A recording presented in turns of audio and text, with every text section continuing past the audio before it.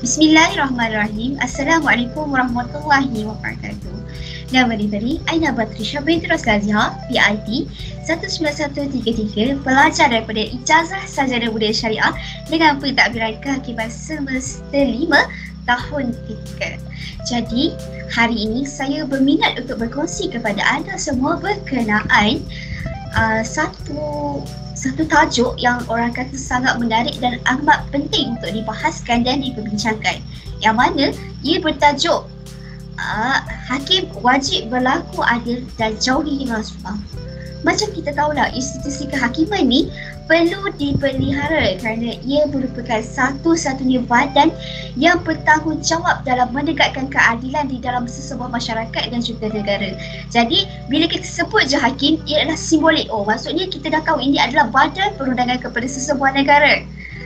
Jadi pastinya institusi ini tidak harus dicemari dengan pelbagai gejala buruk seperti rasuah dan lain-lain, dan tak harus ada campur tangan daripada mana-mana pihak dalam urusannya, sebab ia merupakan satu badan yang orang kata seharusnya bebas daripada sebarang gangguan dalam apa jua keputusan yang diambil. Sebab hakim ni adalah sebagai penggeraknya. Kalau macam kereta ada pemandu, maka kalau dalam institusi kehakiman, hakim adalah penggeraknya. Maka hakim inilah yang akan memandu kepada institusi kehakiman itu sendiri. Yang mana hakim ni perlulah terdiri daripada mereka yang terpilih dan tunduk kepada adab-adab yang diterima pakai di dalam bidang ini, sebagaimana Allah berfirman dalam surah An-Nisa ayat ke-135 dan surah Al-An'am ayat yang 152. Jadi, dalam Islam, institusi kehakiman hanya dianggotai oleh mereka yang benar-benar layak, bukan sahaja dari segi ilmu, tapi dari segi ketinggian akhlak, peribadi dan kemampuan ini. Jadi, nak jadi seorang hakim, sudah pastinya ada syarat-syarat utama yang perlu dipenuhi. Jadi, apakah syarat-syarat utama dalam pemilihan seseorang hakim? Jadi, syarat utama dalam pemilihan seorang hakim antaranya ialah yang pertama, sudah pastinya perlu bersifat adil, kerana adil ini adalah satu tuntutan dalam kehakiman ini sendiri. Yang kedua, perlu berilmu serta berkefahaman yang mendalam supaya keputusan yang dibuatnya itu akan membawa kepada manfaat, bukan membawa kepada kemelut dan kezaliman ataupun kemudaratan. Yang ketiga adalah mampu melaksanakan tugasnya dengan sempurna, yang mana seseorang hakim ini perlulah boleh melihat dengan sempurna, boleh mendengar, boleh bertutur, sempurna akal dan juga seorang yang baligh. Macam mana pula kalau dia seorang kanak-kanak? Maka itu tidak sahlah syarat-syarat untuk menjadi seorang kehakiman, kerana ia tidak memenuhi syarat-syarat kehakiman, iaitu perlu baligh. Jadi yang seterusnya adalah bersifat amanah, jujur dan berupaya untuk menegakkan keadilan tanpa gentar dan curang. Dan cuba kita bayangkan macam mana kalau seseorang hakim itu sendiri dia tidak jujur, dia tidak amanah dan dia rasa takut untuk menegakkan keadilan. Adakah dia layak untuk menjadi seorang hakim? Yang terakhir sekali adalah sebagaimana yang disebutkan dalam kitab An-Nawawi dalam Jurnal Al-Ahkam jilid 5, seseorang hakim itu perlulah bersifat sabar, tegas, bersopan dan bertimbang rasa. Maksudnya itu adalah elemen-elemen syarat penting yang perlu dipenuhi oleh seorang hakim yang bergelar hakim. Jadi, seseorang yang tak berkelayakan untuk menjadi hakim dilarang sama sekali untuk menerima pelantikannya jika dia ditawarkan. Di samping dia dilarang memohonnya. Malah, kalau dia memohon juga, maka pelantikannya ke jawatan itu dihukum tidak sah. Dan pelantikan seorang hakim adalah menjadi tanggungjawab pemerintah untuk mencari dan mengenal pasti siapa di antara rakyatnya yang layak untuk ditugaskan sebagai seorang hakim. Yang mana pelantikan seorang hakim yang tidak berwibawa dan tak sempurna syarat kelayakannya sebagai hakim boleh menyebabkan pelantikan itu sendiri tidak sah dan terbatal. hingga kan dalam pelantikan seseorang yang layak tetapi dengan kehadiran calon lain yang lebih utama, maka pelantikan itu dikira sebagai tidak sah. Jadi kalaulah ada ilmuwan yang orang kata yang berkelayakan untuk menjadi seorang hakim, maka apa yang dia perlu buat?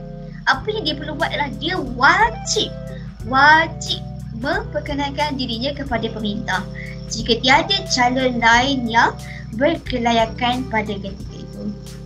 Sebagaimana yang ditulis dalam kitab An-Nawawi, apabila dia dilantik, maka dia tidak harus menolak atas apa jua alasan sekalipun.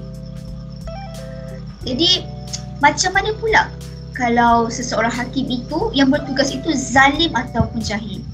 Maka dalam keadaan situasi macam ni, digalakkan bagi calon yang berkelayakan tadi untuk memohon jawatan itu kerana kewujudan hakim tersebut dianggap sebagai tiada.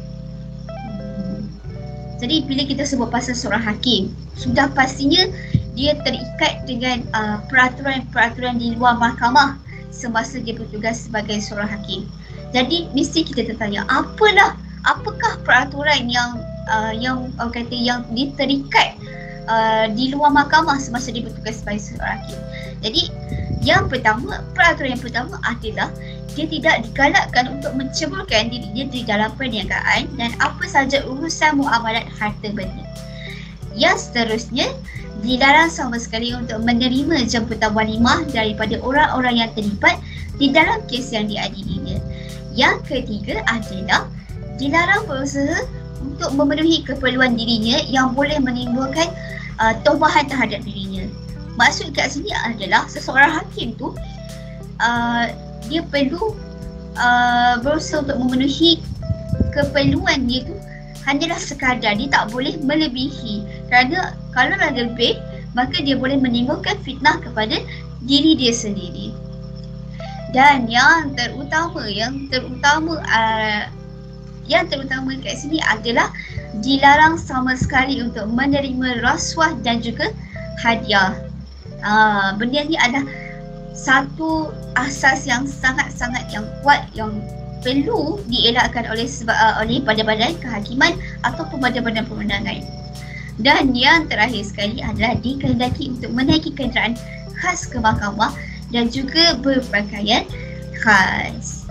Jadi macam kita tengoklah dekat Malaysia ni kan, terlalu banyak sangat isu-isu rasuah di kalangan pengamal undang-undang itu sendiri, yang mana tindakan mereka ini telah mencabar institusi kehakiman negara.